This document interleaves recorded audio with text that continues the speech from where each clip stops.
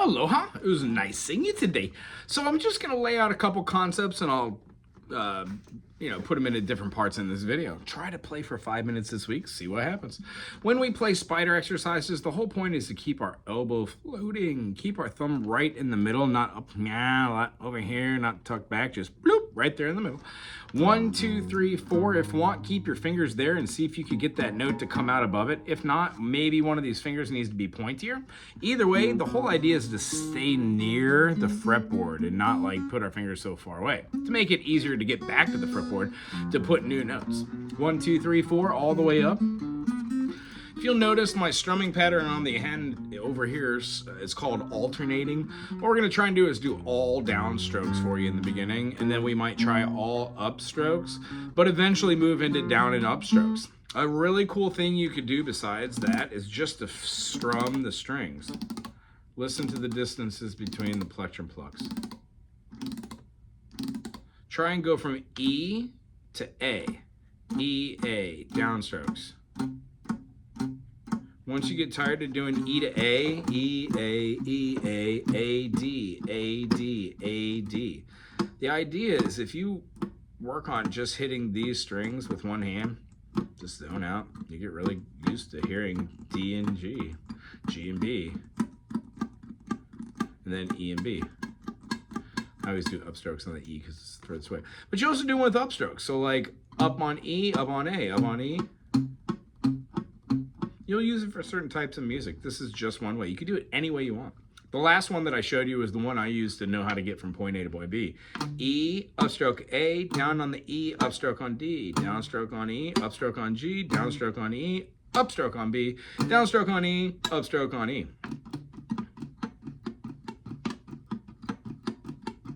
When you do that, you get a fair assumption, and then there are songs that are like...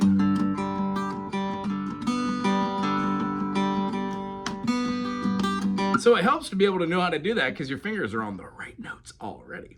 Speaking of the right notes, try and play some of our teeter-totters like a D major or an E major. These teeter-tots can be played with a different fingering for each one of these. Remember when you're doing, if your thumb is up here because it feels comfortable, do it. If you're having a hard time forming the chord, pull that thumb back. It will help, I swear. Frankly, I wrap this around so I could get my G sharp sometimes, and I pull it back so I could have a real stable foundation, but frankly, I hardly ever even use my thumb. Alrighty, and now let's learn every single chord in the key of C. C major has no sharps, no flats. The scale associated with C major is what I teach from. C, C, E, open G, C, makes a C, E, G with all strings. When we move these two fingers over, we've gone from our D string and B string now to our G string and E string, so our 3 and then our 1 string. And then we're going to move our finger from the C right up to the 4th string and play the F.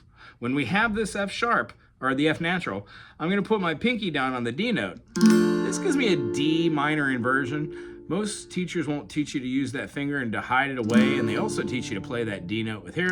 That's fine, you can do that, but I find this D minor much more pleasing, just not using this finger, having it hover. See how it's just hanging out there? And then have the option to play that. When we go to the E minor, it feels exactly like the E major, but no first finger. So it's just E, G, and B.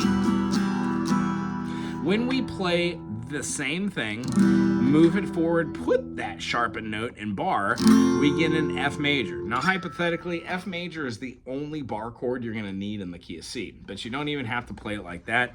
You can just play the top 2 notes and then play your A and your F right here. You could play the C, F, and that leaves open an E, or you could wrap your thumb around. Either way, F major is the first bar chord that you really want to tackle.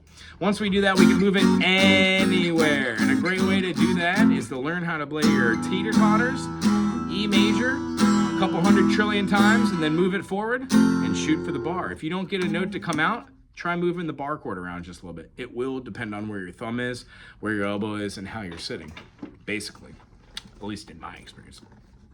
So C major begates to D minor. D minor goes to E minor. F major. You can either move that up for a G major Or you could play it with the G on the third, the B on the second of the A string, and then the G up top. Everything else is open. This, of course, is one of those chords you play teeter-totter style, where you learn how to play it a couple of different ways. After the G major, we have an A minor. Any way you cut it, you're going to be playing a C, A, and E. After the A minor, we're going to go to a B diminished. By far, this is the hardest one of the whole series. Anybody who plays guitar that learns music the way that I'm teaching it will learn this. However, most people who play music will never play this chord. First finger on the second fret for the B note, second finger on the third fret of the D string for the F, all the way to the B string to play the D, and then wrap the pinky around to play the notes right in between these two. There are no strums on the outer chords, and this is called a diminished, a B diminished to be exact. C major, D minor, E minor, F major, G major, A minor, B diminished, and C. Wowzer. So those are all the chords. If you have any questions about them, they are on the YouTube channel, or you can just go to your favorite browser, Google my name, W-A-G-O, and then the name of the chord, like C major 7.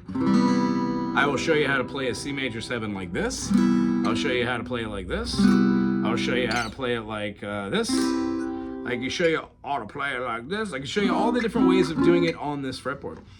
And then, long story short, the next thing I would like to show you are scales. These are something that you practice for 5 minutes here and there, and then you play the music that you're listening to and try to figure out songs and have fun. Other than that, the stuff I'm pretty much showing you is the boring part. Once we learn it, it becomes a lot more fun, I swear. All right, C major. We're gonna play the C on the 3rd fret with our ring finger. After that, we're gonna go to the string right above it, the D string.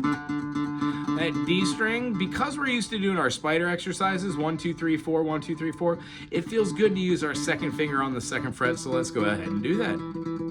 The finger right next to us and the fret right next to us are going to be the 3rd way we're playing this. Remember, C, D, and then it goes to E. This E goes to F. F goes to the string above it and it's open. We now take our middle finger, our 2nd finger, and play the 2nd fret again, just like we did. We hammered on here and we played that E. Now we're going to do it for an A, G to A, D to E, G to A. After this, open string, the next string, the 2nd string right above it. And then 1st string is the completion. The chord, C major, has C, D, E, F, G, A, B, C in it. These notes, when you play them in scales, help to form melodies. So we learned them in the beginning. Why not? The first one I showed you has the C, D, E, F, G, A, B, C. 3rd fret, open, 2nd fret, 3rd fret, open, 2nd fret, open, 1st fret. Ring finger, no finger, middle finger, ring finger, no finger, middle finger, no finger, 1st finger. Cool. Second one goes with the middle finger, same C note, but now we don't play 1 and open. We only play 2, 3, 4, and 5 frets. Middle finger on the C, skip the 4 in the ring, play the pinky on the 5 of the A, same string, C to D. Notice how the last time I showed that last scale, I picked out 16th notes? It's just one way of practicing. Another way of practicing is playing whole tones or half tones away from each other back and forth. We start with our middle finger to pinky. The next time we do our pinky to our 1st finger, but the 1st finger goes here. Notice how I'm playing 5th fret on the A, 2nd fret on the D. Now I'm gonna play that same D half step. It's the same half step we use from here, but now we have 2 different fingers doing it. See how the practice is both ways? Now we're doing 3rd fret to 5th fret. Feels the same as C to D, but now it's not C to D, it's F to G. G, A, G, A. Well, G to A feels just like D to E.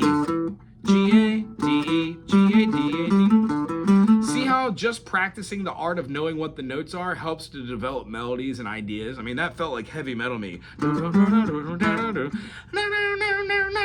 Just needs distortion, really. All right, after that, we would have our A to B, A, B, A, B, A, B, A, B, B, C, C, D, E, F, G, A, B, C. Middle finger, pinky. First finger, middle finger, pinky. First finger, ring finger, pinky. Third fret, fifth fret, second fret, third fret, fifth fret, second fret, fourth fret, fifth fret. And lastly, we play the same C, but now we use our first finger and omit the 2, 1, and open frets. C, D, E, F, G, A, B, C. Third fret, fifth fret, seventh fret.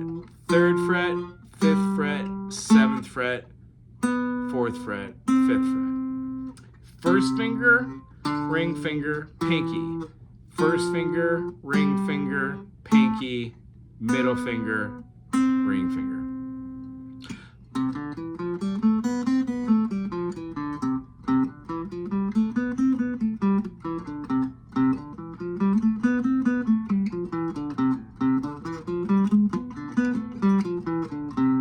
There is the option, as I just showed, to play 1, 2, and pinky. I don't prefer this one anymore. I prefer playing it like this because most of the professional jazz and fusion players play it that way. However, as I said, music's perceptive. You can do it any old way you like. Those ideas are the things that lead into understanding other music. I know they're hard and boring. Try them out. 5 minutes here, 5 minutes there. The last thing I'm going to leave you with are 2 different ways to play the blues. We're going to do one in A, and then we're going to do one in E. Here's the one in E. We're going to go to our high E string, the 1 string. We're going to go to our G string at the 3rd fret, both of them, and we're going to pluck them together. And if you're utilizing a pick, you're going to play 1 with the pick and pluck the other one. Fun? A good way to practice this is just go up in half step and then down in half step to get really kind of good at it. We're going to go a half step, though, and then go back and forth between these notes. The aforementioned practice where you're going from the E, A, E, D, E, G, E, B, E, E, E, B, E, G, E, D, E, A. Also listen for the tone. When you do that, you have...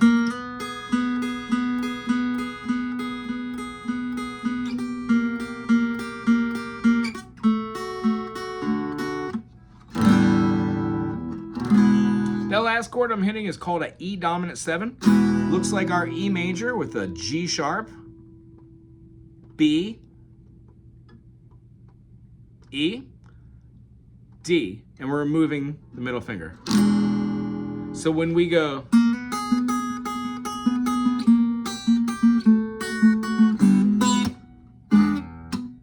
we get a very bluesy groove.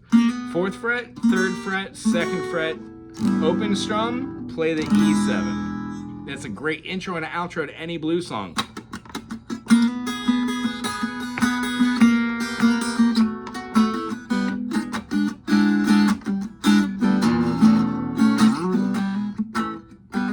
We'll go over something like that later. The next one we're going to have is our finger, 1st, 5th fret, E string, 6th string. Big old stretch with our middle finger. We're going to play the 7th on the A string, the 5 string, which is going to give you an E note. A meet E, 1, 5. And then we're going to cover up that 5 with our 6, which means we're going to go a whole step away, and we're going to play our pinky. Downstroke, downstroke, off, on, off, on, off, on. Every once in a while you can go forward to backwards, but that is a big stretch. We'll work on it when the time comes. If we're playing here and playing this chord, 5, 7, and then covering up 7 with 9, you could go right above A to get a D.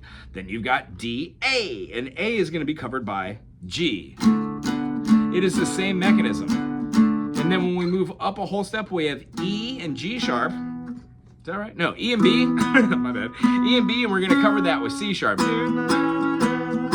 So essentially, play around with downstroke, downstroke, downstroke, downstroke, on, off, on, and then go up. Do the same thing and maybe go back to it. This is called a 1-4-5 progression. There's a million different songs that have this in it. She's down from around here. We're going to teach you how to do some pretty cool solos using a bunch of these cool dyads we talked about today. Hey, I hope you had fun today. I sure as heck did. It was good seeing you. We will see you next week, I believe. Yeah, for sure. Aloha.